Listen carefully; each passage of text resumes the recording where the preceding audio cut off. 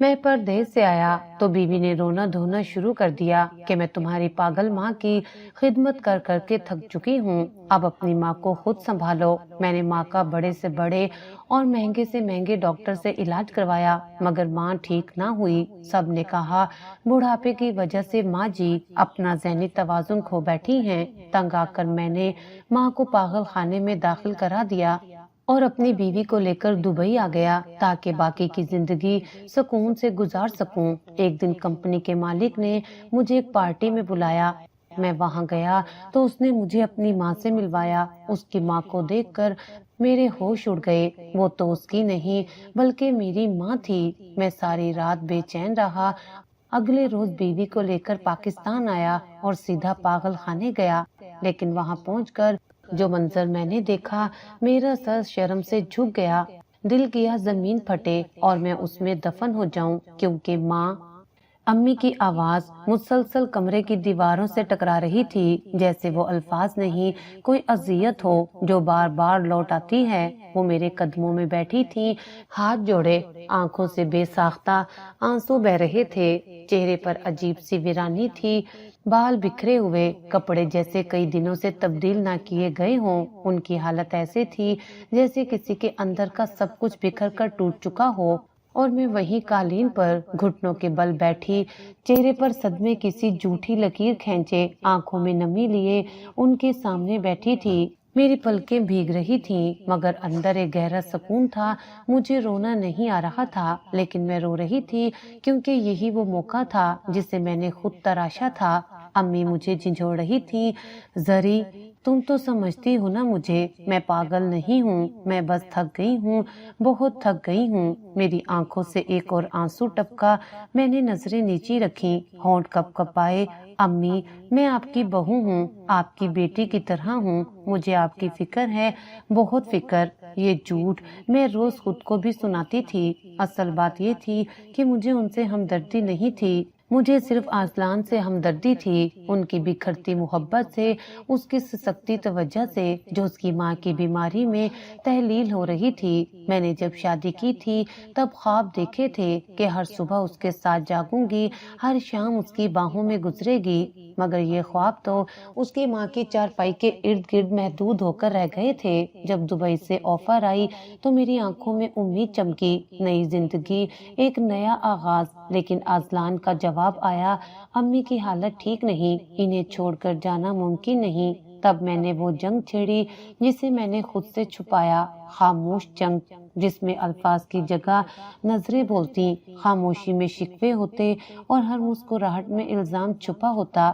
شروع چھوٹی باتوں سے کیا، امی کو رات کو نیند نہیں آتی، شاید کوئی چیز تنگ کرتی ہے، کبھی کبھی وہ خود سے باتیں کرنے لگتی ہیں، شاید آپ نے نوٹس نہیں کیا۔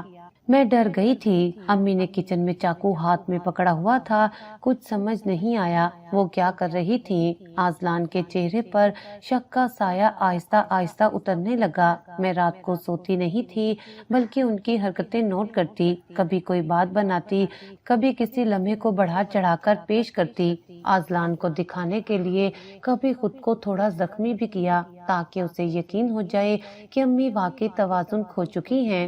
اس نے میرا ہاتھ پکڑا، نم آنکھوں سے کہا، زری اگر امی بیمار ہیں تو ہمیں کچھ کرنا ہوگا۔ میں نے پلکیں چپکائیں، آنکھیں نیچی کی اور دل میں شکر ادا کیا۔ امی کو اب یہ سب محسوس ہونے لگا تھا، وہ سمجھ گئی تھی کہ ان کے خلاف خاموش محاذ کھول دیا گیا ہے اور ان کا اپنا بیٹا اب ان پر شک کرنے لگا ہے۔ یہی وجہ تھی کہ آج وہ میرے قدموں میں بیٹھی تھی، بے بس، بکھری ہوئی، اور ہر لفظ جیسے چیخ بن چکا تھا، زری مجھے بچا لو، میرے اذلان کو سچ بتا دو، میں پاگل نہیں ہوں۔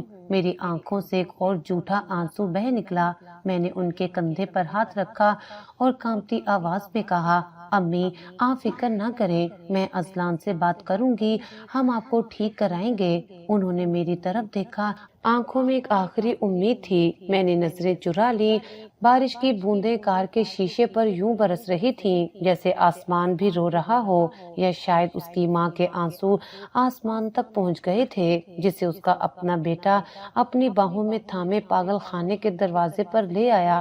امی کی ساڑی بھیگی ہوئی تھی، بال چپکے چہرے سے لگے تھے، آنکھوں میں نہ سوال تھے نہ گلا تھا، صرف ایک خاموشی تھی، ایسی خاموشی جو سینے میں خالی پن کا غار کھود دیتی ہے۔ انہوں نے بس اذلان کی طرف دیکھا، جیسے کچھ کہنا چاہ رہی ہوں، کچھ سمجھانا چاہتی ہوں، شاید آخری بار خود کو بے گناہ ثابت کرنا چاہتی ہوں، لیکن اذلان نے نظریں چرا لی۔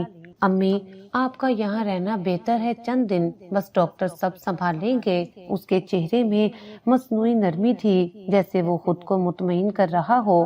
امی خاموش رہیں، ان کے چہرے پر جیسے کچھ ٹھہر گیا تھا، شوق، درد اور سب سے بڑھ کر وہ بے یقینی جو کسی معصوم پر ظلم ہونے کے بعد رہ جاتی ہے۔ وہ اٹھ کر دروازے کی طرف بڑھی، لیکن قدم لڑکھڑائے۔ اذلان نے فوراً سہارا دیا، لیکن امی نے اپنے ہاتھ جھٹک دیے۔ میرا بیٹا مجھے یہاں چھوڑنے آیا ہے، وہ دھیرے سے بولی، جیسے خود سے بات کر رہی ہوں۔ میں نے پیچھے کار میں بیٹھ کر اپنا دوپٹہ سمیٹا اور آنکھیں بند کر لیں۔ نہ میں پچھتا رہی تھی نہ شرمندہ تھی، میں بس مطمئن تھی کہ اب وہ رکاوٹ جو میری اور اذلان کی زندگی کے بیچ تھی ہٹ گئی ہے۔ جب اذلان واپس کار میں بیٹھا، اس کی آنکھیں نم تھیں۔ میں نے نرمی سے اس کا ہاتھ تھاما۔ تم نے بہت ہمت والا فیصلہ کیا ہے اذلان، میرے لیے، ہمارے لیے۔ اس نے میری طرف دیکھا، جیسے اس کی آنکھیں کچھ ڈھونڈ رہی تھیں، شکر گزاری، تسلی، شاید معافی، لیکن اس نے کچھ نہیں کہا، بس کار سٹارٹ کی اور ہم واپس روانہ ہو گئے۔ اگلے دن ہم دبئی روانہ ہوئے۔ ہر چیز ایک نئی شروعات کی طرح لگ رہی تھی، ایئرپورٹ کی روشنیاں، جہاز کا شور اور میرے دل میں وہ پرجوش دھڑکن جو کسی پرانی قید سے نکل کر نئی فضا میں سانس لینے والی عورت کے سینے میں دھڑکتی ہے۔ اذلان چپ تھا، لیکن اس کی خاموشی میں ایک تھکن تھی، شاید پچھتاوا نہیں، پر ایک بوجھ ضرور تھا۔ دبئی کی روشنیوں نے مجھے اپنی لپیٹ میں لے لیا۔ وہ زندگی جس کا خواب میں نے برسوں پہلے دیکھا تھا اب میری دسترس میں تھی۔ کشادہ اپارٹمنٹ، بڑی کھڑکیاں جہاں سے شہر کا چمکتا چہرہ صاف نظر آتا۔ اذلان اب میرے قریب تھا، میرے ساتھ تھا، لیکن کچھ تھا جو اب بھی ہمارے درمیان خاموشی کی طرح بیٹھا رہتا۔ وہ اکثر راتوں کو جاگ جاتا، آنکھوں میں خوف لیے، ماتھے پر پسینہ، سانسیں تیز۔ کیا ہوا؟ میں پوچھتی، وہ بس کہتا، کچھ نہیں، خواب تھا۔ لیکن میں جانتی تھی وہ خواب نہیں تھا، وہ یاد تھی، ماں کی وہ نظر جو اس نے جاتے وقت اس پر ڈالی تھی، وہ سوال جو کبھی زبان پر نہیں آیا لیکن اذلان کے دل میں نقش ہو گیا تھا۔ میں نے سب کچھ سجا لیا، گھر، کچن، بیڈ روم، حتیٰ کہ اذلان کی ٹیبل پر وہ فریم بھی رکھ دیا جس میں ہماری شادی کی تصویر تھی، لیکن ایک خالی جگہ تھی جو نہ کسی فریم سے بھری جا سکتی تھی نہ میرے لمس سے۔ ایک رات وہ بالکونی میں بیٹھا تھا، میں چپ چاپ جا کر اس کے ساتھ بیٹھ گئی، بہت خاموش ہو اذلان۔ اس نے میری طرف دیکھا، آنکھوں میں نمی تیرتی ہوئی۔ کیا ہم نے صحیح کیا زری؟ میں نے فوراً اس کا ہاتھ پکڑا۔ اذلان، ہم نے وہی کیا جو ضروری تھا۔ امی کی حالت واقعی خراب تھی، وہ خود کے لیے بھی خطرہ بن چکی تھیں۔ میں جانتی تھی اب اسے مزید یقین دلانا پڑے گا۔ دل میں خوف جو بیج کی صورت میں موجود تھا، اسے مکمل طور پر کچلنا ہوگا۔ کیا تمہیں یاد ہے جب وہ رات کو دروازے پر کھڑی رہتی تھی، تم سے تمہارا بچپن پوچھتی تھی، جب وہ روٹی جلانے کے بعد ہنستی تھی جیسے کچھ ہوا ہی نہیں؟ اذلان، یہ پاگل پن نہیں تو کیا ہے؟ میری آواز میں دکھ تھا مگر اندر ایک ٹھہرا ہوا اطمینان بھی۔ میں اپنی بنائی ہوئی دنیا میں قدم جما چکی تھی۔ اس نے سر جھکا لیا اور بس اتنا کہا، پھر بھی وہ میری ماں تھی۔ میں نے اسے اپنے سینے سے لگا لیا اور کہا، اور میں تمہاری بیوی ہوں، تمہارا حال، تمہارا مستقبل، ہم دونوں کی خیر اسی میں تھی۔ دبئی کی راتیں خاموش اور چمکتی تھیں، بالکل اس دلہن کی طرح جو باہر سے سنوری ہو، اندر سے خالی۔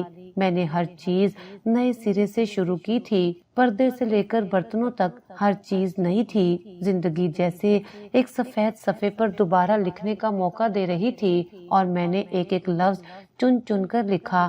ازلان دن میں کام پر جاتا، شام میں اس کے لیے کھانے میں اس کی پسند کا خیال رکھتی، اس کی پسندیدہ مہک، اس کی پسندیدہ چائے اور اس کے ہاتھوں پر اپنے ہاتھوں کی گرمی، سب کچھ ویسا ہی جیسے ایک محبت کرنے والی بیوی کرتی ہے۔ لیکن پھر بھی کچھ تھا جو ٹھیک نہیں تھا۔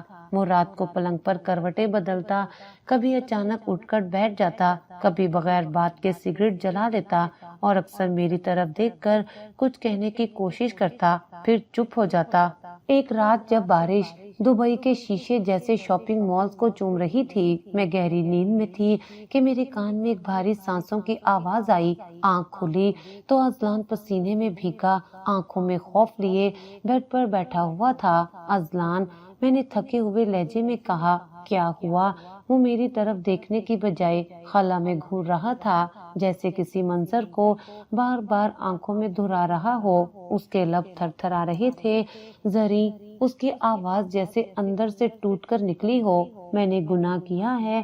میں چونک گئی، دل میں کچھ ڈوبا، جیسے اچانک نمی سے لکڑی جل اٹھی ہو۔ کیا کہہ رہے ہو؟ کیسا گناہ؟ وہ میری طرف نہیں دیکھ رہا تھا، جیسے میری آنکھوں کا سامنا نہیں کر سکتا۔ اس کی نظریں کمرے کی دیواروں پر تھیں، جیسے وہاں کچھ چھپا ہو جسے وہ دیکھنا چاہتا ہو، سمجھنا چاہتا ہو۔ امی، وہ دھیرے سے بولا، میں نے انہیں چھوڑ دیا، جیسے وہ بوجھ ہوں، جیسے وہ انسان نہ ہوں، بس ایک مسئلہ ہوں۔ میں نے اس کے کندھے پر ہاتھ رکھا۔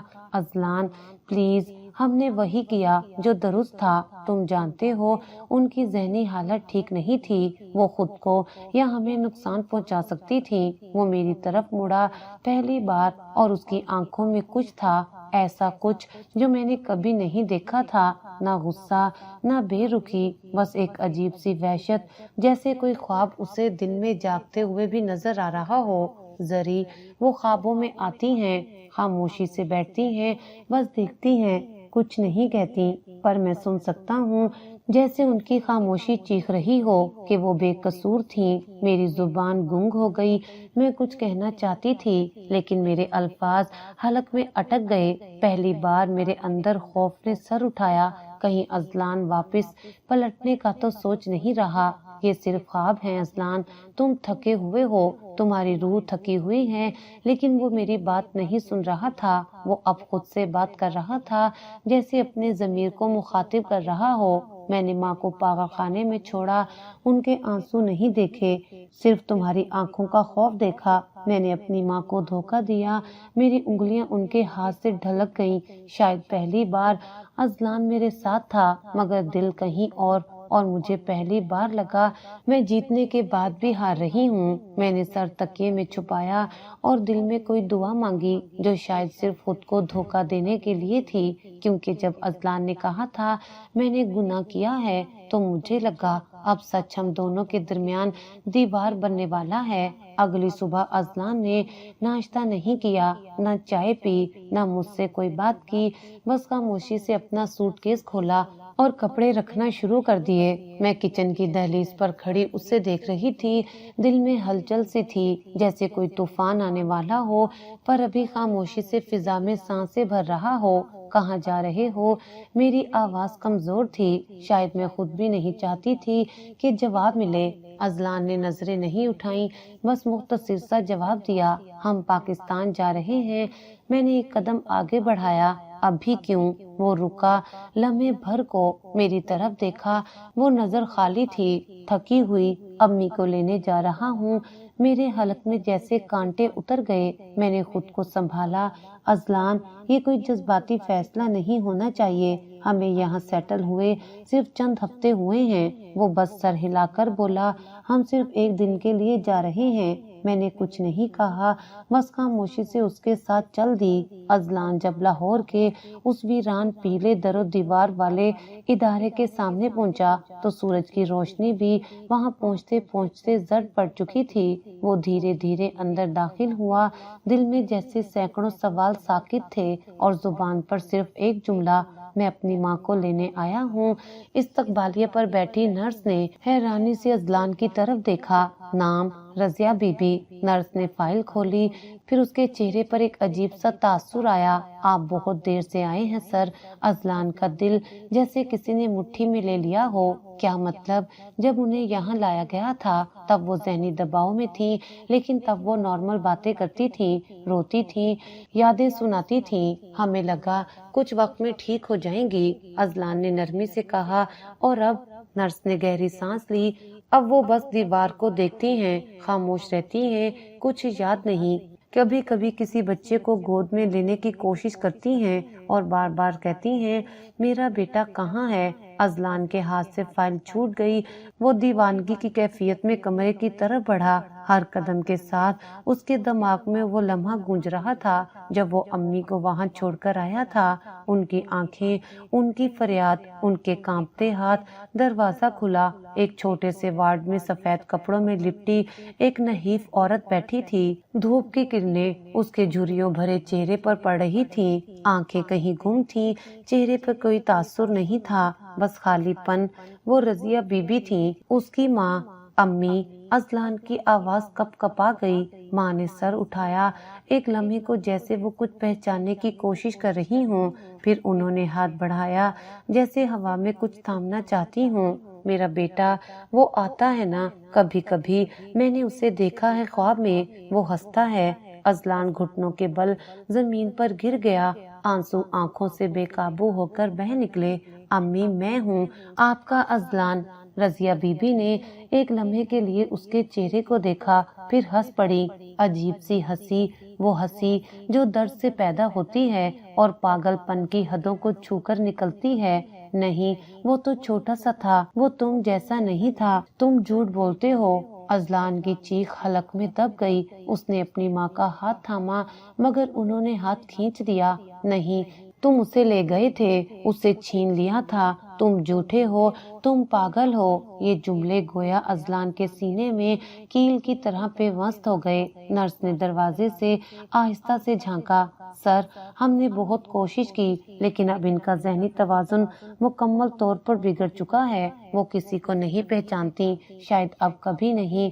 अजलान ने साकित बैठे अपनी माँ को देखा, एक जिस्म जो सांस ले रहा था, लेकिन उसमें वो माँ नहीं थी जिसने उसे बचपन में लोरियां दी थी, जो हर सर्दी में उस पर कंबल डालती थी, जो उसकी हर कामयाबी पर सबसे ज्यादा खुश होती थी। वहाँ एक खोया हुआ इंसान था, और उस खो जाने का गुनाह सिर्फ अजलान का नहीं था, मेरा भी था। जब अजलान ने माँ को पागल खाने से घर लाकर मेरे सामने बिठाया तो मैंने एक लम्हे को उनकी आंखों में झांका। वो आंखें जो कभी तंज करती थी, जो हर वक्त मुझ में कमी ढूंढने को तैयार रहती थी, अब बिल्कुल खाली थी। न नाराजगी, न पहचान, न शिकवा, सिर्फ एक बेहिसी, जैसे रूह कहीं और निकल चुकी हो और जिस्म महज सांस ले रहा हो। अजलान ने माँ का हाथ थाम रखा था। वो उन्हें सोफे पर बिठाकर नीचे कालीन पर बैठ गया, सर झुका हुआ, हाथों की उंगलियां एक दूसरे में गुंदी हुई, जैसे अपनी ही गिरफ्त में टूटने से बचने की कोशिश कर रहा हो। मैं खामोशी से दरवाजे के पास खड़ी थी, दिल में अजीब सी कश्मकश, ना खुशी, ना अफसोस, ना ही फतह का एहसास, बस एक बेरंग सा लम्हा जो लम्हों पर फैलता जा रहा था। ये सब तुम्हारी वजह से हुआ है। अजलान की आवाज मध्यम थी, मगर उसका हर लफ्ज पत्थर की तरह मेरे सीने पर गिरा। मैंने चौंक कर उसकी तरफ देखा। उसकी नजर अब भी नीची थी, लेकिन लहजा वही था जो दिल से निकलकर सच बन जाता है। अगर तुमने मुझे ना समझाया होता, अगर तुमने मुझे बार बार ना कहा होता कि अम्मी ठीक नहीं, तो शायद आज वो ऐसी ना होती, शायद वो मुझे पहचानती। उसकी आवाज रुंध गई। शायद वो मेरे गले लगती, शायद वो मुझे बेटा कहती। मैंने कुछ कहना चाहा, लेकिन लफ्ज मुंह से बाहर नहीं निकले। जुबान जैसे खुद शर्मिंदा थी। रजिया बेगम सोफे पर बैठी थी, दोनों हाथ गोद में रखे, नजरें अजलान पर जमी हुई। वो मुसलसल उसे देख रही थी, बिना पलक झपकाए, जैसे किसी भूली बिसरी तस्वीर को जहन में वापस लाने की कोशिश कर रही हूँ। उनकी आंखों में अब शनासाई का अक्स नहीं था, लेकिन एक गैर मरई रब्त जरूर था। एक माँ जो सब कुछ भूल चुकी थी, फिर भी अपने बेटे को देख रही थी।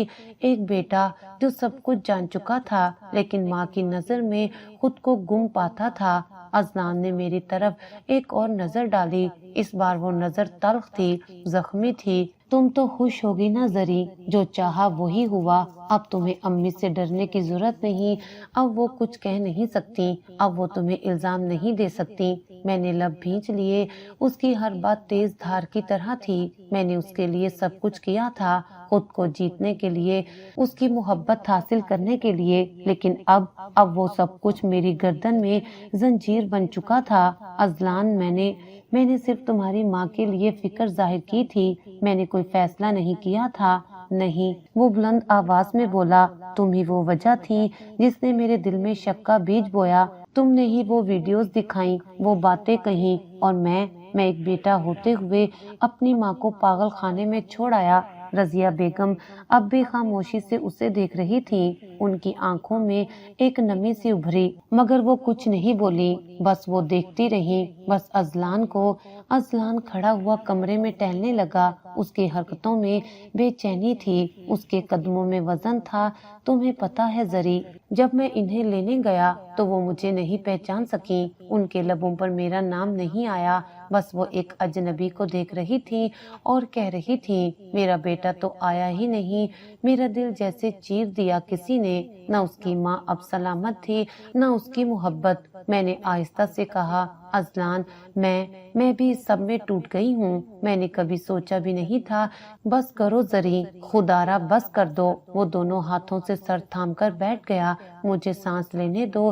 تمہاری آواز اب مجھے خود سے نفرت دلانے لگی ہے. رضیہ بیگم نے ایک ہاتھ اٹھایا. ازلان کے سر کی طرف وہ آہستہ آہستہ ہاتھ بڑھا رہی تھی, جیسے اسے چھونا چاہتی ہو پر ڈر رہی ہو کہ وہ ٹوٹ نہ جائے. ازلان نے سر اٹھایا, اور وہ لمحہ جس میں ایک ماں اور بیٹے کی آنکھیں ملی اور کوئی لفظ نہیں بولا, لیکن سب کہہ دیا گیا.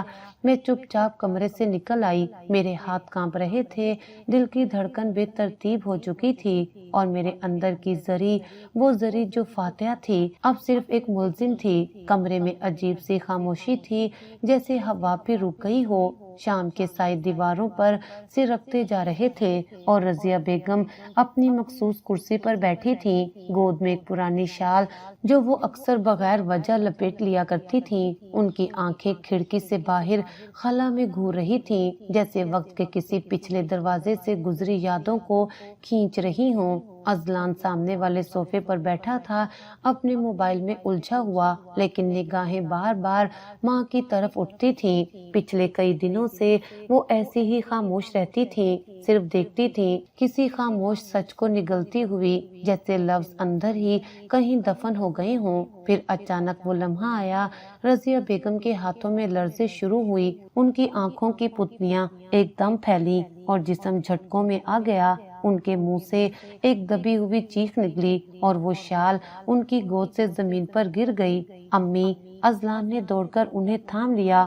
وہ جھٹپٹے میں کانپ رہی تھی, آنکھیں کہیں اٹکی ہوئی, جیسے کوئی پرانا خواب انہیں گھسیٹ کر لے جا رہا ہو. ازلان کی آواز ہولناک پریشانی میں ڈوبی ہوئی تھی. امی, کیا ہوا آپ کو, کیا ہوا؟ رضیہ بیگم کے ہونٹ لرزے, اور ایک جملہ ان کے منہ سے نکلا, مجھے میرے کیے کی سزا مل گئی ہے. ازلان جیسے لمحے بھر کو ساکت ہو گیا. امی, کیا کہہ رہی ہیں آپ؟ وہ آہستہ سے بولنے لگی.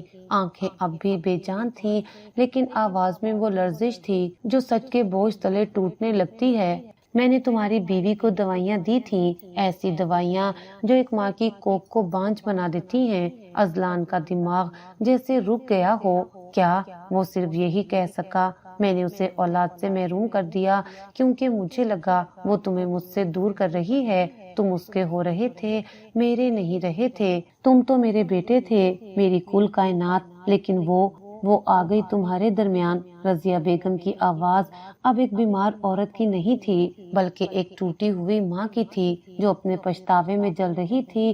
ازلان کی سانسیں بے ترتیب ہو گئیں. امی, آپ نے ایسا کیوں کیا؟ مجھے لگتا تھا وہ تمہیں مجھ سے چھین لے گی. تمہاری ہنسی, تمہاری آنکھیں, تمہارے لفظ, سب اس کے لیے تھے, میرے لیے نہیں. اور ایک ماں کیسے برداشت کرے کہ اس کا بیٹا کسی اور کی دنیا بن جائے؟ ازلان نے پیچھے ہٹ کر کرسی پر بیٹھتے ہوئے اپنا سر پکڑ لیا. اس کا دل دھڑک نہیں رہا تھا, چیخ رہا تھا.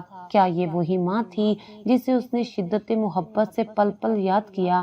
کیا وہی ماں تھی جسے پاگل خانے چھوڑ کر وہ زندگی بھر کا بوجھ لے کر لوٹا تھا؟ رضیہ بیگم کی آنکھوں سے آنسو بہنے لگے۔ میں نے تمہاری بیوی کو قصوروار سمجھا، حالانکہ وہ تو صرف تم سے محبت کرتی تھی، اس نے کبھی تمہیں مجھ سے نہیں چھینا۔ یہ سب میں نے خود سوچا، خود سمجھا اور خود ہی برباد کیا۔ وہ ہچکیوں میں ڈوب گئی۔ اب وہ تم سے دور ہو جائے تو مجھے کوئی فرق نہیں پڑتا، کیونکہ میں جانتی ہوں میں اب کچھ نہیں، نہ ماں نہ عورت، صرف ایک سزا ہوں جو اپنے کیے کی قید میں جکڑی ہوئی ہے۔ اذلان کو کچھ سنائی نہیں دے رہا تھا، اس کا ذہن ایک اور منظر کو واپس لا رہا تھا۔ زری کی شکایات، امی کی خاموشیاں، ان کی عجیب حرکتیں، وہ ساری باتیں جنہیں اس نے نظر انداز کیا اور جنہیں جھوٹ سمجھا، اور اب سچ جیسے آگ کی طرح اس کے اندر پھیل رہا تھا۔ دروازے کے پاس زری کھڑی تھی، سب سن چکی تھی۔ اذلان نے جب اسے دیکھا، اس کی آنکھوں میں شرمندگی صاف تھی، مگر زری کی آنکھیں صرف آنسوؤں سے نم تھیں، شکوے سے نہیں۔ رضیہ بیگم نے دھیرے سے اذلان کی طرف ہاتھ بڑھایا۔ مجھے معاف کر دو بیٹا۔ اذلان نے وہ ہاتھ تھام لیا، لیکن دل جیسے ہزاروں سوالوں کی گرد میں الجھا ہوا تھا۔ ایک ماں نے بیٹے کو بچانے کے لیے بیوی کی کوکھ خالی کر دی، اور ایک بیٹے نے ماں کو بچانے کے لیے بیوی کو گنہگار ٹھہرا دیا۔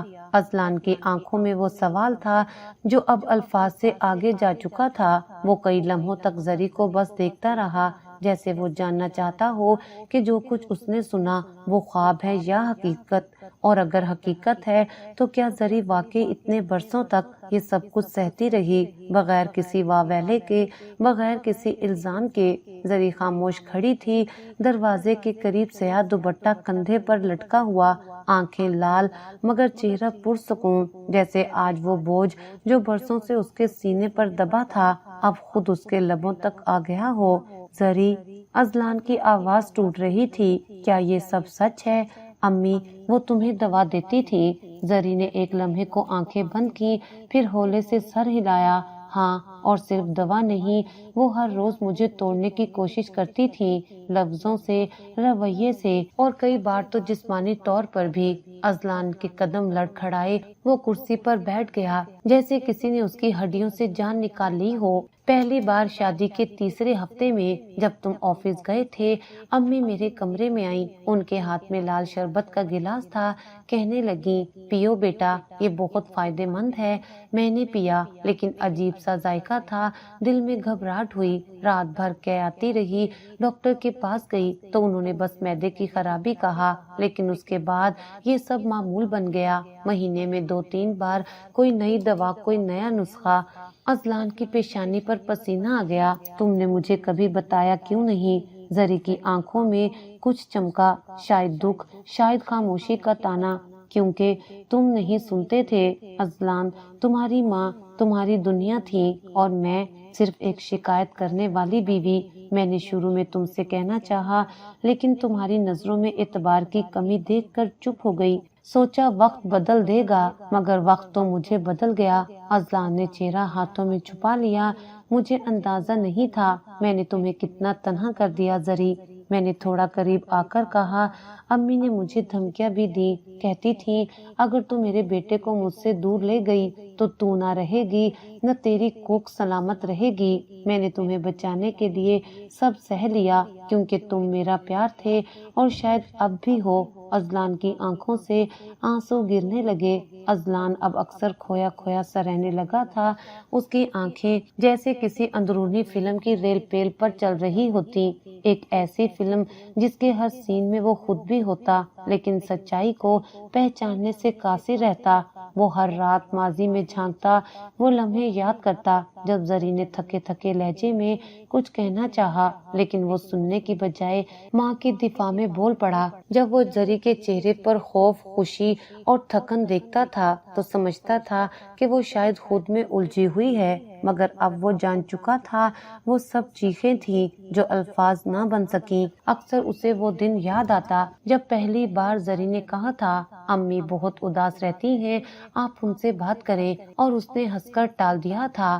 امی ایسی ہی ہیں، تم بس دل پر نہ لو۔ اب سوچتا ہے کیا وہ اس وقت بھی یہی کہتی تھی، یا وہ اداسی نہیں کوئی اور بات تھی جو وہ چھپا رہی تھی۔ وہ چھوٹے چھوٹے لمحے جو کبھی معمولی لگتے تھے اب خنجروں کی طرح دل کو کاٹنے لگے تھے۔ ماں کا حال دن بدن بگڑ رہا تھا، ان کے چہرے پر اب کوئی تاثر نہ رہتا، آنکھیں ساکت، ہونٹ بند اور جسم بے جان سا۔ وہ کسی سے بات نہیں کرتی تھی، کسی سوال کا جواب نہیں دیتی تھی، صرف کبھی کبھار اذلان کو ٹکٹکی باندھ کر دیکھتی تھی، جیسے اس کا چہرہ یاد رکھنے کی آخری کوشش کر رہی ہوں۔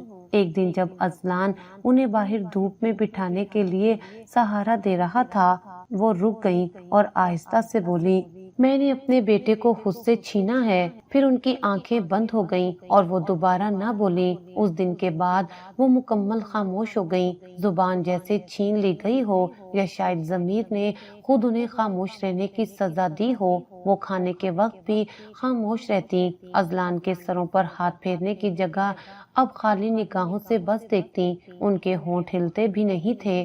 زری جب بھی پاس بیٹھتی، ان کی آنکھوں میں نہ نفرت ہوتی نہ ملال، بس ایک کرب جو شاید لفظوں سے ماروا ہو چکا تھا۔ اذلان روز ان کے پاس بیٹھتا، کچھ بولتا، سوال کرتا، پر جواب نہیں آتا۔ وہ اب زندہ تھی لیکن جی نہیں رہی تھی۔ ایک شام جب سورج ڈھل رہا تھا اور کمرے میں ہلکی سنہری روشنی بھر رہی تھی، اذلان ان کے پاس بیٹھا ہوا تھا، ہاتھ میں ان کا پرانا دوپٹہ لیے، وہ دوپٹہ جو وہ ہمیشہ نماز کے وقت پہنا کرتی تھی، وہ دوپٹہ جو اب مہک سے خالی ہو چکا تھا۔ اس نے آہستہ سے کہا، امی مجھے معاف کر دیں، میں اچھا بیٹا نہیں بن سکا، میں نے سچ کو دیر سے پہچانا، بہت دیر سے۔ ماں کی آنکھوں میں کوئی جنبش نہ ہوئی، ان کی پلکیں ساکت تھیں اور چہرے پر وہی ویرانی چھائی ہوئی تھی، لیکن اذلان کو لگا جیسے انہوں نے کچھ محسوس کیا ہو، شاید دل میں، شاید روح کے کسی کونے میں۔ اس رات اذلان بہت دیر تک جاگتا رہا۔ زری اس کے پاس آئی، چپ چاپ، جیسے وہ جانتی ہو کہ لفظوں کی ضرورت نہیں۔ کیا وہ ہمیں کبھی معاف کریں گی زری؟ اس نے آہستہ سے پوچھا۔ زری نے اس کا ہاتھ تھام لیا۔ وہ تمہیں کب کا معاف کر چکی ہیں اذلان، مگر خود کو شاید نہیں کر سکتی۔ اذلان کی آنکھوں سے آنسو بہنے لگے۔ وہ جان چکا تھا ماں اب اس کی ماں کی طرح نہیں رہی تھی جو اسے بچپن میں گود میں لے کر جھولا جھلاتی تھی۔ وہ ماں اب صرف ایک سایہ تھی، خاموش، تھکی ہوئی اور ماضی کی قید میں بند۔ ماں کی خاموشی اب گھر کی ہر دیوار پر لکھی ہوئی تھی۔ رات کی خاموشی میں اذلان میرے برابر بیٹھا تھا، لیکن یہ وہ خاموشی نہیں تھی جو روز ہم دونوں کے درمیان پھیل جاتی تھی۔ یہ خاموشی اعتراف کے بعد کی تھی۔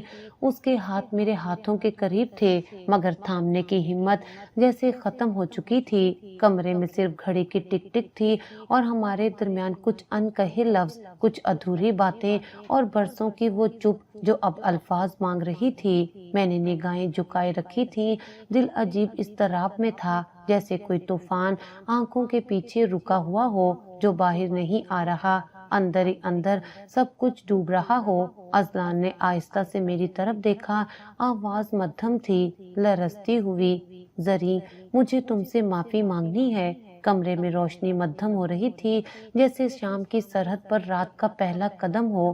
میں نے کھڑکی کی طرف دیکھا، باہر درختوں کی شاخیں ہوا میں ہل رہی تھیں، جیسے وقت بھی سرگوشی کر رہا ہو کہ جو بیت چکا وہ واپس نہیں آئے گا، لیکن جو باقی ہے وہ سنوارا جا سکتا ہے۔ اذلان نے میرے پاس آ کر بیٹھتے ہوئے کہا، زری میں وعدہ کرتا ہوں اب سے ہر قدم تمہارے ساتھ ہوگا، اب کوئی فیصلہ تم سے پوچھے بغیر نہیں لوں گا، اور سب سے بڑھ کر اب میں تمہیں سنوں گا، جیسے تم ہو ویسا میں نے نظریں اس پر جمائیں اور امی، وہ خاموش ہو گیا، آنکھیں جھک گئیں۔ وہ اب ویسی نہیں رہی زری، لیکن جو کچھ انہوں نے کیا وہ بھی ایک ٹوٹی ہوئی ماں کا خوف تھا۔ میں نے سر ہلایا، میں انہیں قصوروار نہیں ٹھہراتی اذلان، انہوں نے غلط کیا، ہاں بہت کچھ چھینا مجھ سے، لیکن اگر میں بھی ان کی طرح نفرت کرتی تو ہم آج یہاں ساتھ نہ ہوتے۔ ایک لمحے کی خاموشی کے بعد میں نے آہستہ سے کہا، بس اتنا چاہتی ہوں کہ جو ہوا اس کا زخم ہمیں تقسیم نہ کرے، ہمیں جوڑے، تاکہ ہمارا بچہ اگر خدا نے دیا ایک ایسا گھر دیکھے جس میں سچائی ہو، سمجھ بوجھ ہو اور ماں باپ ایک دوسرے کی عزت کریں۔ ازلان نے میری پیشانی چومی. تم صرف میری بیوی نہیں ہو زری, تم میری زندگی کا وہ حصہ ہو جس نے مجھے خود سے ملایا. میں نے مسکرا کر آنکھیں بند کی. اس لمحے دل میں سکون تھا لیکن ساتھ ہی ایک عہد بھی کہ اب ہمارے درمیان خاموشیاں نہیں ہوں گی, نہ ہی غلط فہمیاں. اب جو ہوگا سچ ہوگا, اور سچ ہمیشہ بوجھ ہوتا ہے لیکن وہی واحد راستہ ہوتا ہے جو منزل تک لے جاتا ہے. دھوپ آج کچھ زیادہ نرم تھی, جیسے سورج بھی اپنی تمازت میں ایک ماں کے لمس جیسا سکون بھر لایا ہو. میں کھڑکی کے پاس بیٹھی تھی, ہاتھ میں وہ چھوٹا سا کاغذ تھا جس پر 2 گلابی لکیریں صاف نظر آ رہی تھیں. مثبت, پازیٹیو. ڈاکٹر کی آواز اب بھی کانوں میں گونج رہی تھی. اب کوئی رکاوٹ نہیں, سب نارمل ہے, آپ ماں بننے جا رہی ہیں. میرا دل جیسے لمحے بھر کو رک گیا تھا. میں نے نگاہیں آسمان کی طرف اٹھائیں, ایک آنسو پلکوں سے ڈھلکا اور ہونٹوں پر دعا بن کر مچل گیا. کتنا لمبا سفر تھا یہ, کہاں کہاں سے گزرے ہم. زہر, الزام, جدائی, خاموشی, اور پھر ایک نئی امید. ازلان جب کمرے میں داخل ہوا تو میری آنکھیں پہلے ہی بول چکی تھیں. میں نے وہ کاغذ اس کی طرف بڑھایا اور بس اتنا کہا, اب ہم 3 ہونے والے ہیں. وہ ٹھٹک گیا جیسے کسی نے اسے خواب سے جگایا ہو. اس کی آنکھیں بھر آئیں اور وہ جھک کر میرے ہاتھوں کو چومنے لگا.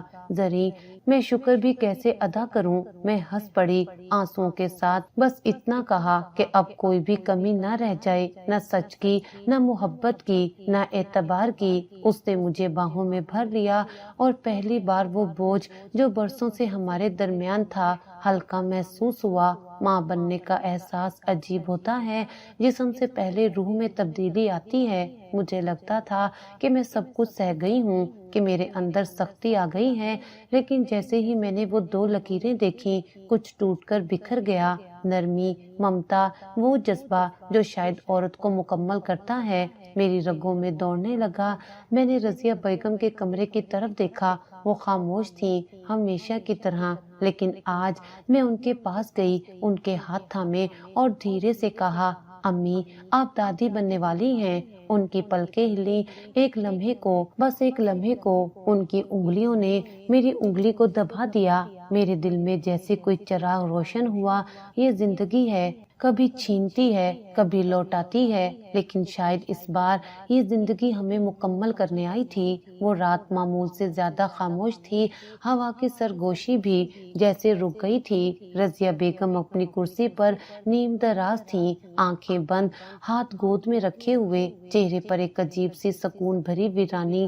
میں ان کے پاس ہی بیٹھی تھی اور ان کے ہاتھوں کو تھامے کچھ دیر پہلے تک وہی معمول کی خاموشی بانٹ رہی تھی. پھر اچانک ان کے ہاتھ کی گرفت ڈھیلی پڑ گئی. میں نے چونک کر ان کی طرف دیکھا, وہ ویسے ہی تھیں, بس اب سانسوں کی روانی غائب تھی. چہرے پر اب بھی سکون تھا, لیکن وہ سکون جو صرف ابدی نیند کے بعد آتا ہے. ازلان دوڑ کر آیا, ان کے قدموں میں بیٹھا, ان کا چہرہ تھاما, لیکن وہ کچھ نہ بولی, نہ آنکھ کھولی, نہ لب ہلے. وہ خاموشی سے ایک لفظ کہے بغیر دنیا سے رخصت ہو چکی تھی. کوئی وصیت نہیں, کوئی آخری بات نہیں, صرف وہ لمس چھوڑ گئی جو کئی راتوں تک میرے ہاتھوں پر رہا.